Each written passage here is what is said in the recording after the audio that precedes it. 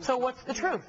Well, joining me now on the phone is former Secretary of State to Presidents Nixon and Ford, Dr. Henry Kissinger. Mr. Secretary, good evening to you. Nice to talk to you. Nice to have you here. All right, so what is the truth? Do you support the notion of an American president sitting down with Ahmadinejad without preconditions? No, I don't. I have argued that at some point negotiations with Iran are important, but it is my view that they should be on the working level and that the president should not be involved until we know that we are close to an agreement or that we know what the nature of the agreement is. So in other words, you favor negotiations at the lower level, perhaps all the way up to the Secretary of State, but you do not believe an American president should sit down without preconditions, as Barack Obama says he would like to do. That is correct. What is the danger in having a president do that? First of all, we have to understand that if Iran acquires nuclear weapons, that will be a dramatic change in the situation in the most explosive region of the world today, in the Middle East.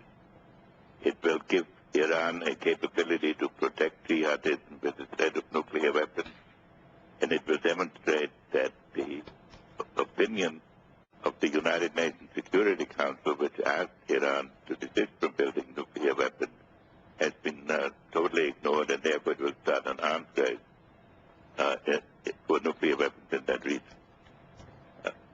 A number of countries have declared that nuclear weapons in Iran are unacceptable. So what we need is a definition of what we mean by unacceptable, and what we're going to do if diplomacy does not succeed. It's in this context that I believe negotiations should be conducted to demonstrate either that we can achieve what we define as unacceptable, or that other measures have to be taken.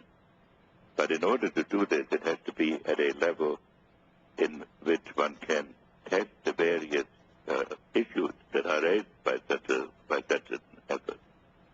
And if you start with the president, then that means that presidents in general should not be the first negotiators, because if a negotiation at that level fails, you really have no other recourse.